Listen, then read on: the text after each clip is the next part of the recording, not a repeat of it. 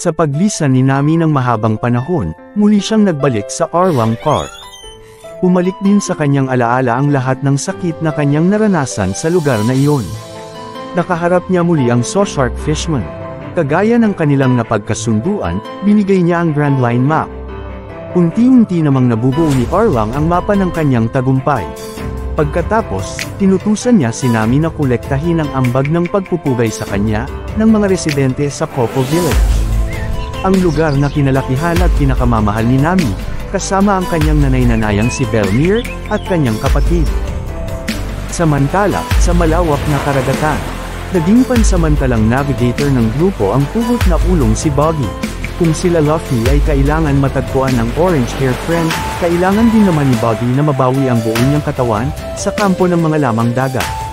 At sa Konomi Island sila napadpad, na kinaroroonan din ng Coco Village. Napakalungkot ang ambience ng lugar. Halata ang pinagdaanan nitong matinding trahedya. Habang kumukolekta ng buwan ng ambag si Genzo, ang police sheriff ng Coco Village, biglang nagpakita si Nami, para kunin ito. Tinasuklaman ng lahat ng residente ang muling pagpapakita ni Nami, lalo na ni Nojiko, ang kanyang kapatid. Matapos kunin ang koleksyon, nagkita ang dating mga magkakampi. Nilapitan sila ni Nami, inunsulto, at tabuyang pinaalis. Pero, hindi nagpaapekto si Luffy bagkus. Nilapitan ng sheriff at nagpakilalang mga pirate hunters. Itinuro lamang sila sa direksyong patungo sa bahay ni Nojiko. Sa dulo ng malawak na taniman ng tangerine fruits. Sinalubong naman sila ng rifle gun ni Nojiko. Nagpakilala silang kaibigan ng kapatid, pero hindi siya naniwala. Labis man ang galit at pagkamundi sa kapatid, hindi niya nahindihan ang pagkaing alok ni Sanji. At sa masarap na hapunan, kinuwento ni Nojiko ang mga nangyari, 20 taon na ang nakalipas. Nang atakihin ni na Arlong at grupo ng Fisherman Pirates, ang Coco Village. Sa kasagsagan ng kaguluhan, itinago ni Belmir ang dalawa niyang anak-anakan sa silong ng bahay. Bilang ex-marine, tinangka niyang harapin si Arlong, pero numarak siya sa bangis nito. 100,000 berry ang demand ng fisherman kada isang residente. Sapat na halaga lamang na kanyang naitabi. Tusot na sana, kaso napansin ni Arlong ang 3 plato sa mesa. Nahalata niyang hindi lang isa ang nakatira doon. Nang mabuking, biglang lumabas ang 2 bata at niyakap ang ina. Karagdagang 50,000 berry kada isang bata ang hinihingi ni Arlong. Dobleng halaga ng berry ang demand niya. Subalit, wala na ang pobreng ina. At para huwag nang idagdag pa sa bilang ang mga anak, hiningi niya kay Arlong ang kabuoang 100,000 berry, kapalit ng kanyang buhay. Labis na kinalungkot ni Luffy ang mga narinig. Samantala, sa party ng mga Fisherman Pirates, tinala ni Nami ang nakolektang koleksyon ng mga residente. Maya-maya ay biglang dumating ang 16th Branch Infantry Marine sa pamumuno ni Captain Nesumi, ang corrupt na opisyal na nakadestino sa Konomi Islands. Nandoon siya para kolektahin naman ang kabayarang suhol sa proteksyon ng mga Arlong Pirates. Nakatiempo naman si Nami at pinaalam kay Arlong na nakumpleto na niya ang kabuoang halaga na 100,000 berries, ayon sa kanilang napagkasunduan. Halagang kabayaran para tuluyan ng lisanin at palayain ni Arlong ang mga residente ng Coco Village, na pinagtibay naman ng kanilang seryosong kasunduan. Agad namang pinuntahan ito ni Nami at hinukay sa katabing libingan ng ina, para dalhin kay Arlong kinabukasan. Naabutan siya ni Nojiko na nagalit sa kalapastangan ng ginawa, sa pag-aakalang hinukay nito ang libingan ng ina. Laking gulat niya nang matuklasan ang laman ng kahon. At kinuwento ni Nami ang buong katotohanan. Sa kanyang kaalaman at husay sa pagguhit ng mapa, nahikayat niya si Arlong na mapabilang siya sa Fisherman Pirates. Kapalit ng kanyang sakripisyo sa pagguhit, at 100,000,000 berry, ang pangakong kalayaan ng Coco Village. Sa kasagsagan ng kanilang pag-uusap, biglang lumitaw ang grupo ng corrupt marine official, at kinuha ang kahon na kanyang pinaghirapan. Kinantiaba na pala sila ni Arlong, bago pa man ang katuparan ng kanilang pinagkasunduan. Hinabol ni Nami ang mga Marines, pero hindi niya ito naabutan. Sa sobrang ginagpis ni Nami sa hindi pagtupad ni Arlong sa kanilang kasunduan, siya ay napaiyak na lamang. At sa galit, pinagsasaksak niya ang kanyang Fishman Pirate tattoo sa braso. Bigla na lamang siyang pinagilan ni Luffy. Ang kaibigang kanyang pinaraydor at pinagtabuyan, ang siya ring mga kaibigang nanatili, at handa siyang tulungan. Ngunit huli na, sinunog na ng mga fisherman pirates ang kabahayan ng Copo Village. Sa kanilang pagbalik, inabutan nila ang nag-aabong kabahayan. Nalaman na rin ng mga residente ang mga sakripisyong ginawa ni Nami, at sila ay handa ding lumaban. Pero, laban lamang ito ni Nami at Arlong. Kaya, sila naman ang sumalakay sa kampo ng mga lamang dagat. Pinuntahan ni Luffy at Nami si Arlong sa Arlong Park, habang sila Zoro, Sanji at Usopp naman ay hinarap ang mga fisherman crew. Sa mga natatanging galing at abilidad ni Zoro at Sanji, isa-isa nilang pinagsasalpok at pinagtutudes ang mga alipores ng Soshark Pirates.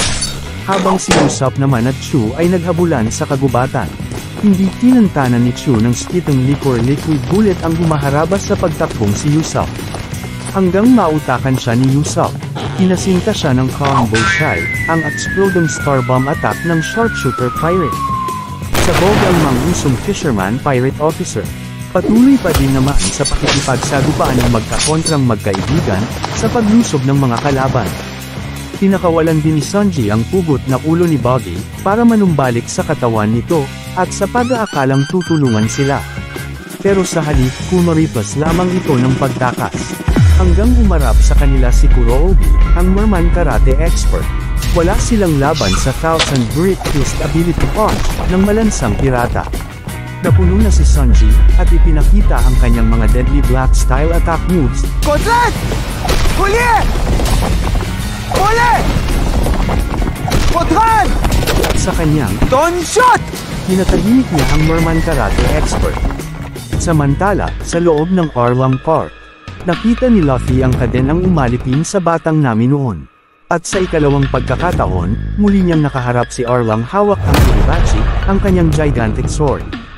Inunsaltong niya si Nami na inihalin tulad sa parang wasted na kagamitan lamang.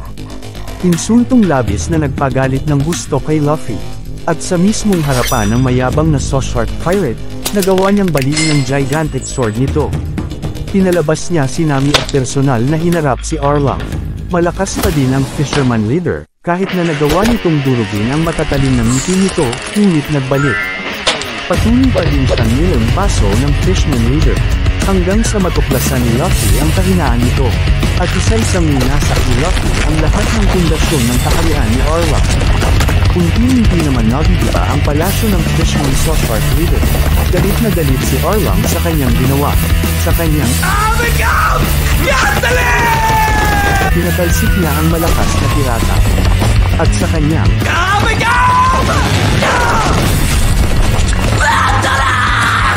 pinaon niya sa hukay ang mading na Soshark Pirate, kasabay ng pagbuo ng kanyang Arlong Court Castle. Buhay din namang nakalabas si Luffy, dala ang ngiti ng tagumpay. Muling naibalik ang kapayapaan sa Copo Village. At sa gitna ng kanilang kasiyahan, ang siya namang pagdating nila Vice Admiral Garp, at ang lupon ng mga Marines. Sa paghaharap ng maglolo, pinagdikdikan ng Admiral ang kanyang personal na ambisyon sa Apo, na maging magaling na Marines. Pero, matatag na nanindigan si Luffy, sa ambisyong maging magaling na pirata. Magkasalungat na ambisyong kanilang pinaglabanan. Pinanata ni Admiral ang malipis na katawan ni Luffy ng kanyang Buso Shokuhaki Fist, ang walang kapantay niyang spiritual punch. Hindi magawang labanan ni Luffy ang kanyang Lolo Guard, paging ang kanyang ay pinataob lang ng matanda. Hindi kayang baguhin ni Admiral ang matagal ng ambisyon ni Luffy na maging King of the Pirates. At sa mga halakhak ng Apo, narinig niya ang halakhak ng namayapang Gold Roger.